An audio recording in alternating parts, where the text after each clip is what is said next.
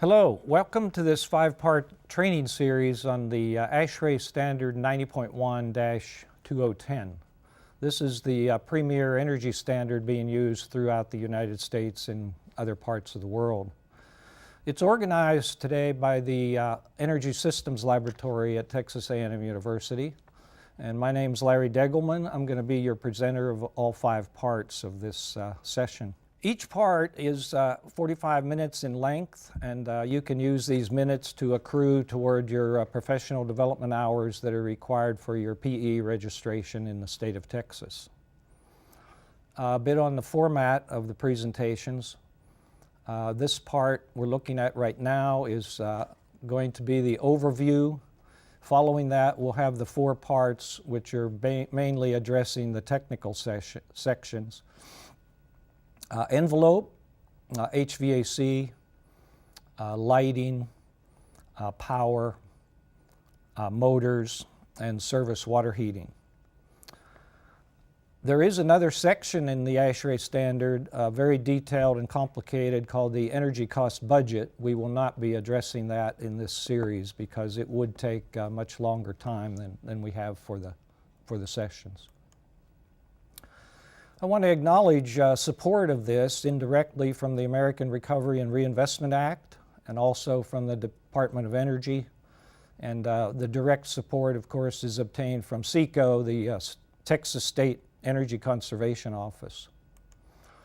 As to myself, I was educated as an architectural engineer, though I'm registered in Texas as a professional engineer, mechanical. I'm a consultant to the Energy Systems Laboratory. I've been a teacher at Texas A&M University from 1977 through 2000. I'm now retired from that, but I'm working as a consultant to the Energy Systems Laboratory. I'm a member of several ASHRAE technical committees. Formerly was a member of the Standards Committee that finally evolved into writing this particular standard we're addressing today. Some of my specializations are energy analysis in buildings, and I've written some energy software myself called EnerWin. Okay, before going on to the technical portions of the presentations, and specifically the ASHRAE 90.1 details, it's good to recall that this standard is applicable mostly to the commercial buildings, though it does include high-rise apartment buildings. The Energy Information Agency has gathered data on energy consumption by end uses in commercial buildings and has developed this pie chart. The ASHRAE Standard actually covers 5 of these areas, those being lighting, space heating, space cooling, and ventilation. And those account for around 66% of the total energy consumption in the buildings.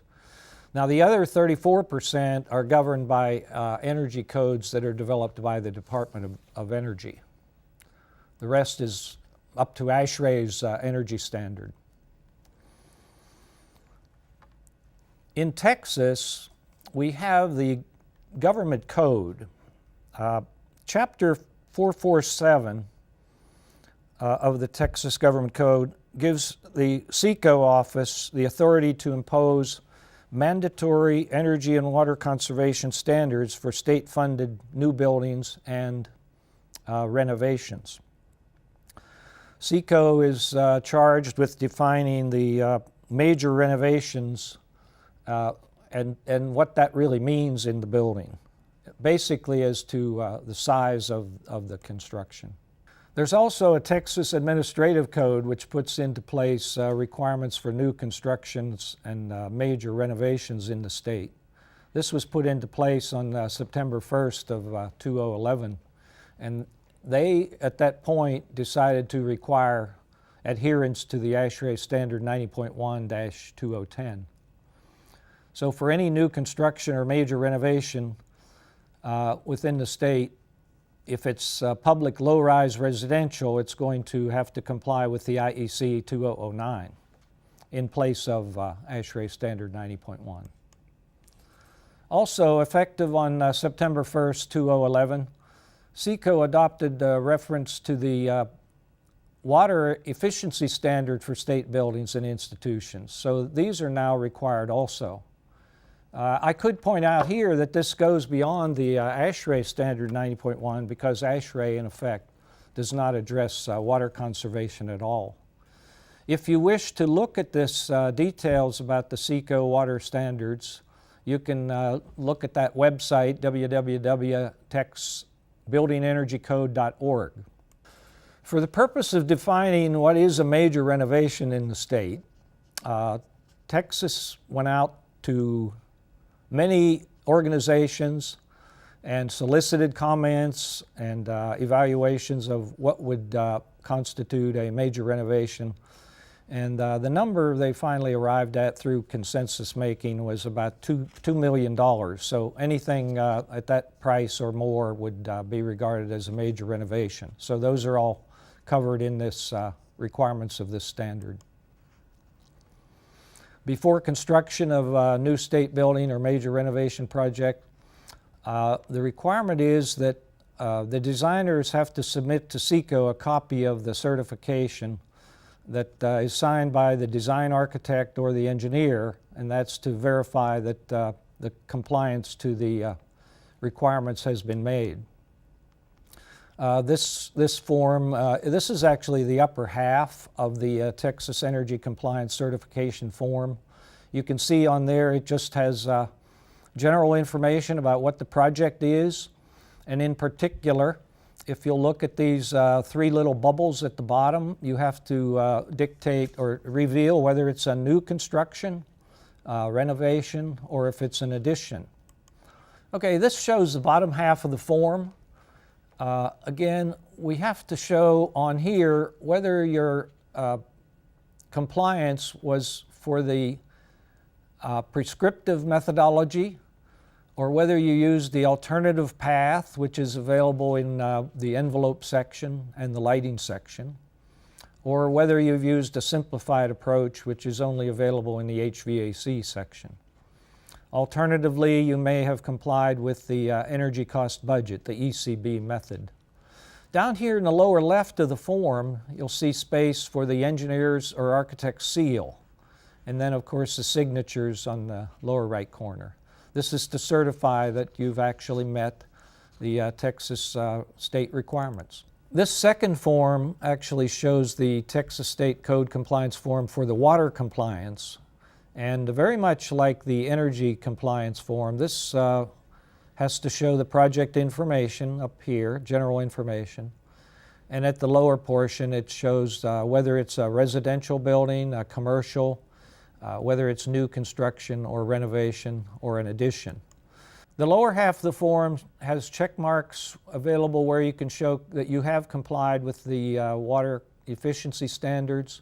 And in addition to that, you have to indicate in these two locations whether you've used water reclamation from the site itself.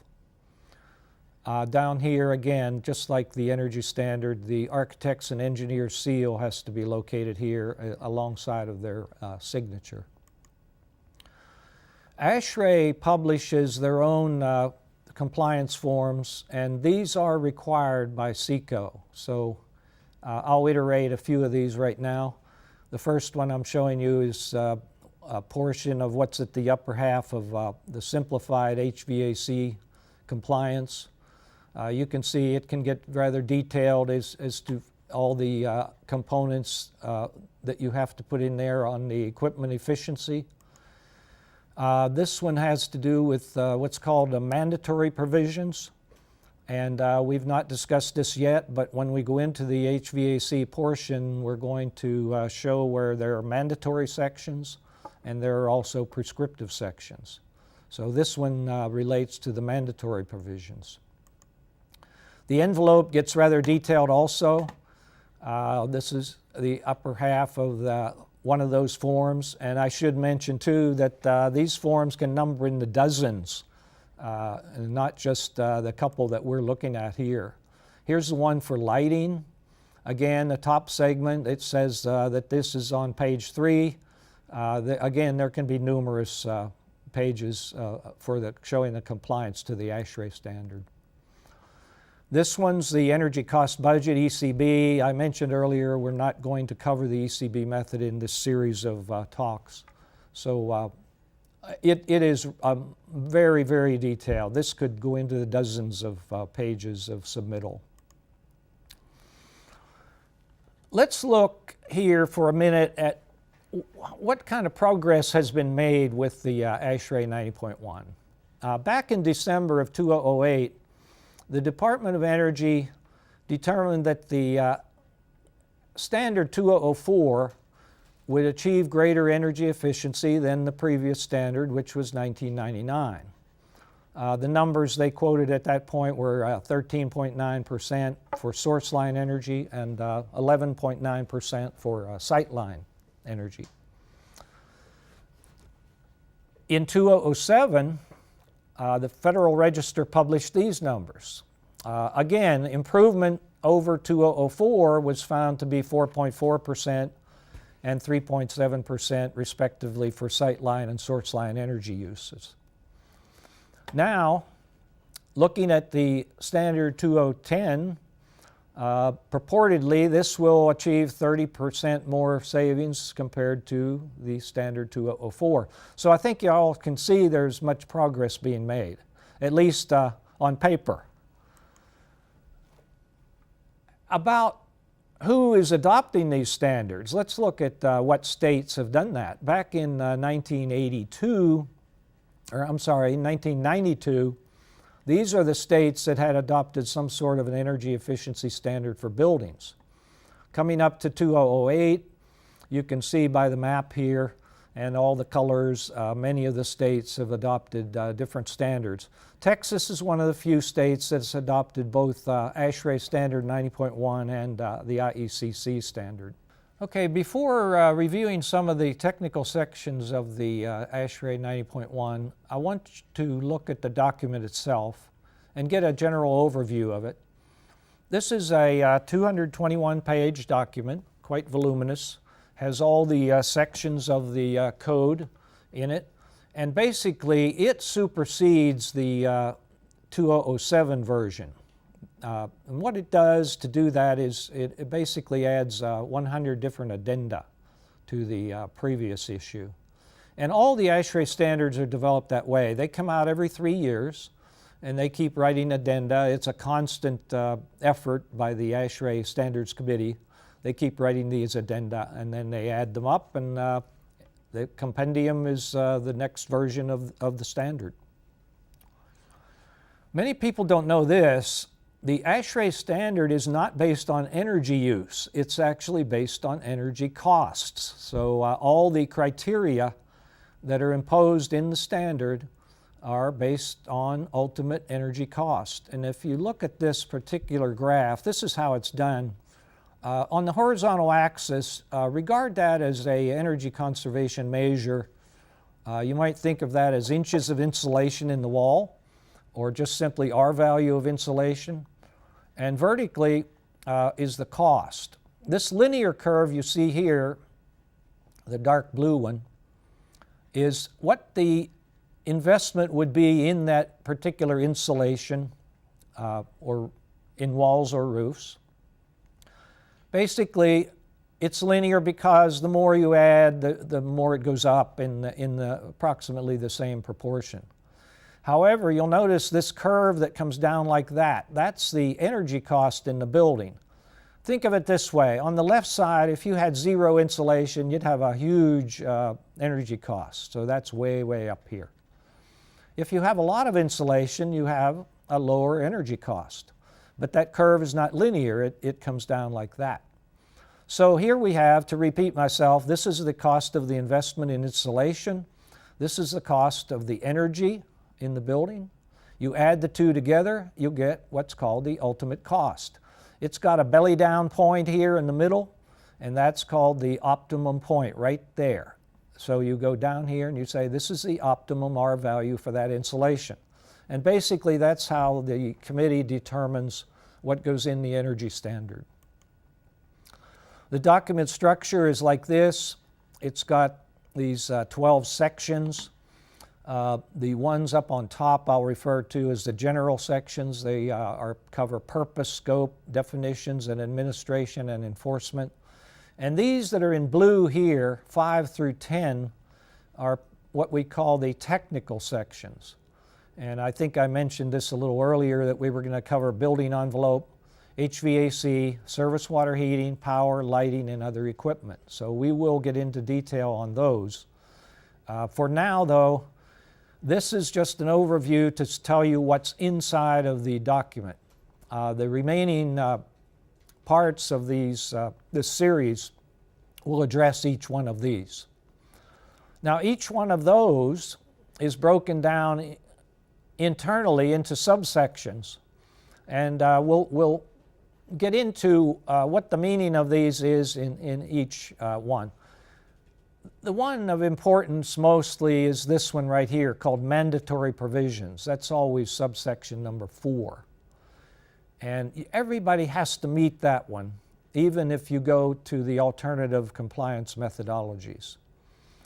The next section is the prescriptive compliance path, and you do that normally if you do not choose one of the alternative paths.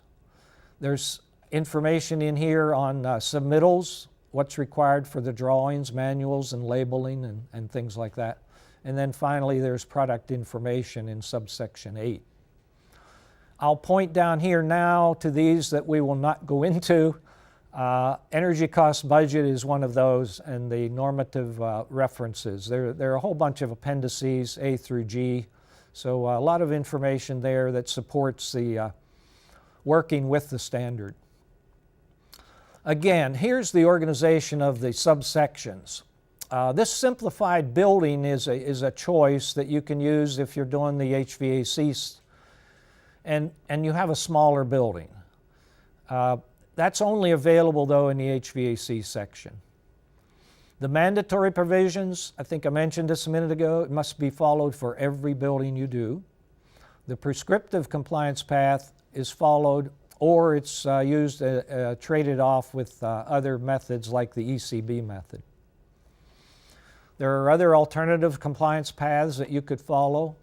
There's one in the envelope section, that's section 5, and also one in the section 9, which is on lighting. Now I'm going to look at those sections one by one, and we'll pass over these rather quickly. The first section's on purpose, and this is for the design, construction, and plan for O&M. The reason this is shown in red here is that all the previous issues of ASHRAE Standard did not involve construction and operating and maintenance, only the design. But ASHRAE 90.1-2010 does include those as well. Also, it includes utilization of on-site renewable energy sources. And that could involve solar energy or just simply waste heat. Low-rise residential is actually defined as buildings that are less than 4 stories above grade. So the ASHRAE Standard 90.1 does include some residential, it's just that they have to be the high-rise residential. Under the scope, this covers all new buildings, it covers renovated buildings, it covers additions in buildings, and as far as the envelope goes, it covers that if the building's heated by a system with the output capacity of 3.4 BTUs per hour per square foot or more. The cooling has to be greater than 5 BTUs per hour per square foot or more. So almost everything's covered, and I note here that the red portion again is new in the 2010 version, and that is some of the industrial and manufacturing processes are now covered. And that could involve cooking stoves in restaurants and things like that. These were not previously covered in the ASHRAE Standard 90.1. This defines specifically what is called a conditioned space, what's a semi-heated space, and what is an unconditioned space. So to be a conditioned space, it has to be cooled with a sensible cooling capacity greater than 5 BTUs per hour per square foot, or heated with a capacity that's shown in this little table here. I might point out right here that this table shown as 5G does not appear in the ASHRAE code manual. It does appear in this one. This is called the energy, the user's manual of 90.1. And you can see this is rather thick. This has 3 or 4 times the volume of the actual code. And this helps people understand the code. Anyway, these tables, I'll show one every now and then that comes from the user's manual. And of course, the user's manual is an extra cost over and above the code manual itself. Unconditioned spaces, those are defined as crawl spaces, attics, and so on, where you normally provide heating and cooling. Okay, Section 4 is on administration and enforcement. Again, it applies to new buildings. It applies to additions to existing buildings. It applies to alterations, to replacements, and so on. Notice down here, though, a lot of exceptions are in the code, and those exceptions apply to new buildings as well as additions and alterations. So these will be the technical sections, and of course each one of these is going to deserve its own presentation, so I'm only showing it here briefly. Basically, those are the envelope, HVAC, service water heating, power, lighting, and other. When you come out of those sections, you're basically going to go through a mandatory provision section. And as I note here, this is required for all compliance options. You come out of that, you go into the prescriptive option or the trade-off option or the energy cost budget or a simplified method. And then out of there you go into what's called energy code compliance. In the United States, the ASHRAE Standard divides the climates up into 8 different climate zones. Starting down here in Miami, Florida, this would be the only section that involves what they call Climate Zone 1. Very hot, humid climates. That applies to Honolulu as well. The next section, Climate Zone 2, comes across here and incorporates a lot of southeast Texas. Climate Zone 3 comes through the central Texas portion, and Climate Zone 4, the northern portion. Climate Zone 8 is in Alaska mainly. Looking at Texas in particular, we have only 3 climate zones, but they're divided east to west by what's called the humid line, and Climate Zone 2 is actually divided into 2A and 2B.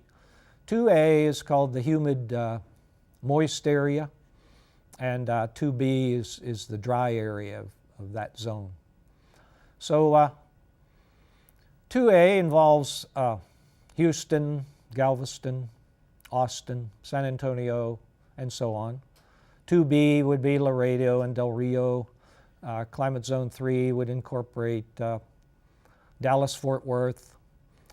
3B would be El Paso and so forth, and Climate Zone 4 would take in Amarillo and I think just north of Lubbock. The energy cost budget method, I'm just going to mention here, it's in section 11.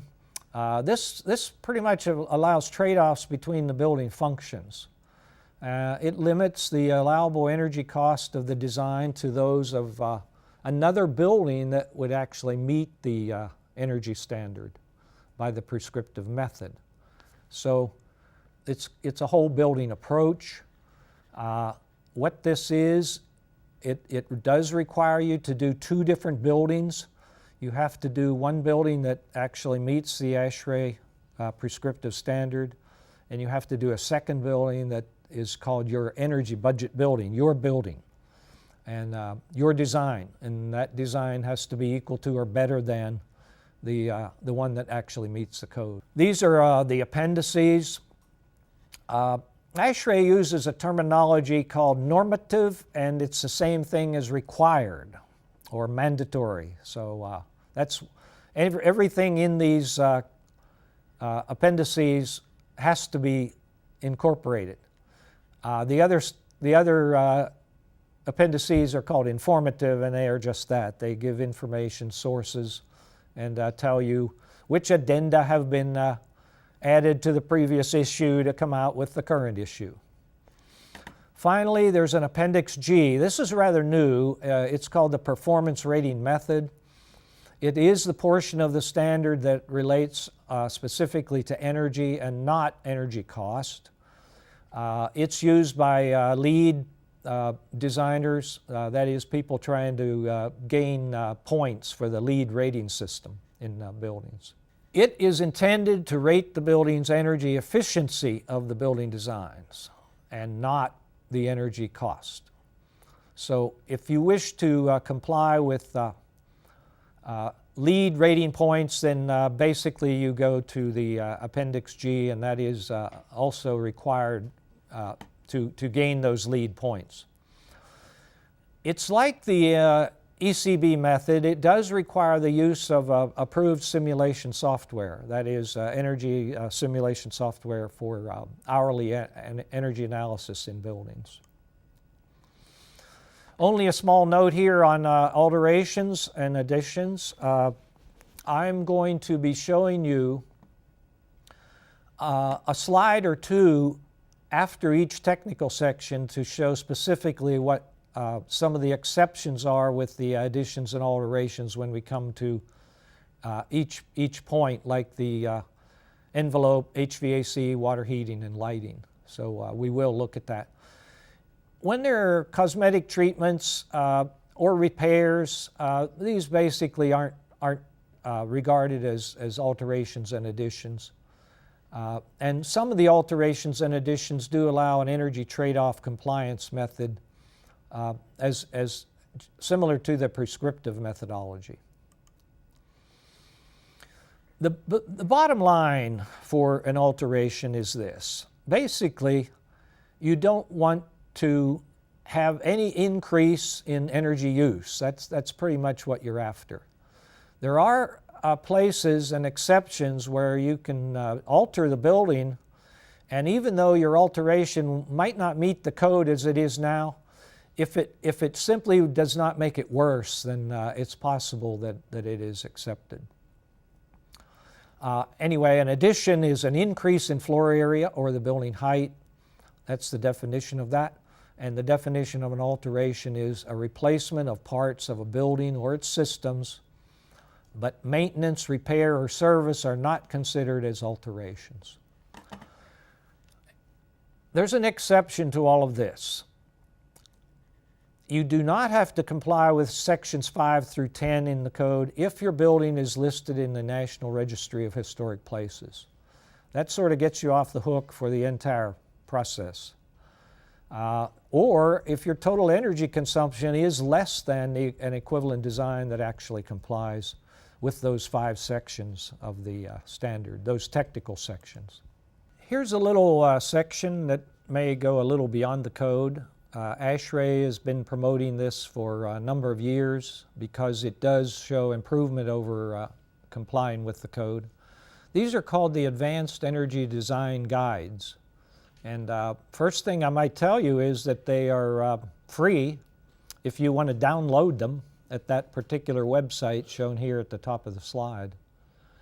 Otherwise, you can purchase them in print, and basically they look like this. There are 9 of them at the present.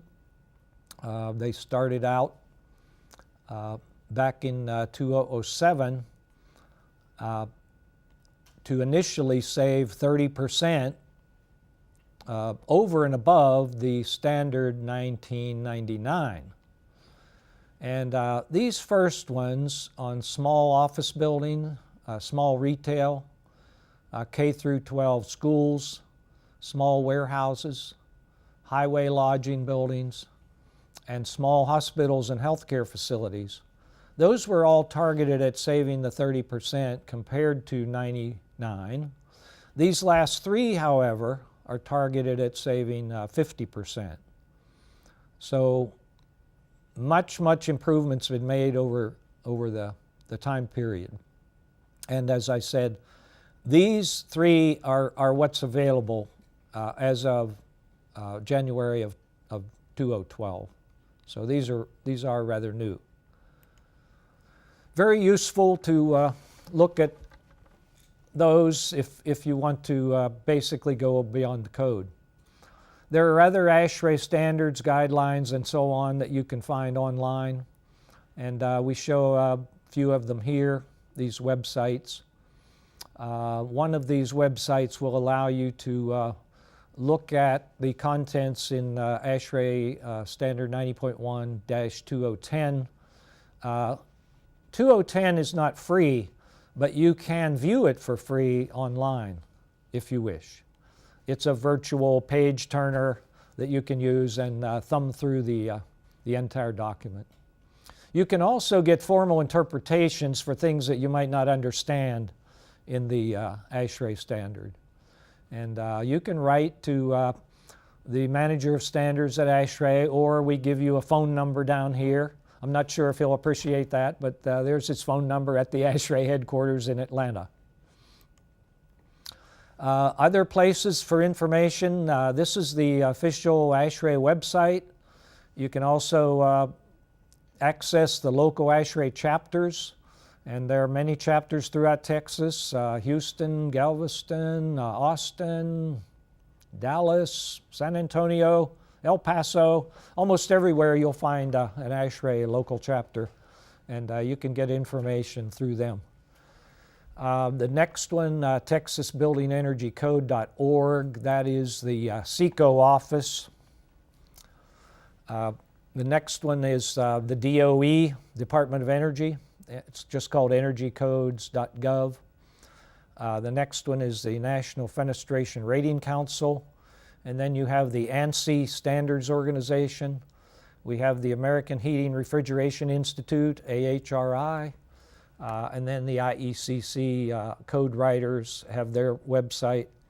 And finally, we show the Energy Systems Lab at Texas A&M. There's a lot of information there that you might find very useful. If you want to get a copy of the 90.1 standard, here I show you that website where you can preview the entire document for free, and you can look at other documents also. The 2007 is available for free. That is leafing through it. The printed copies do cost money, but if you want to leaf through the one on the website, you can. For additional information, you can contact me at this particular email address. If you want information on code training and adoption in specific municipalities around Texas, this is the SECO website here. Energy Systems Lab at A&M has a lot of information available to you. This is the Controller of Public Accounts at SECO, that is Felix Lopez. That's his email address there.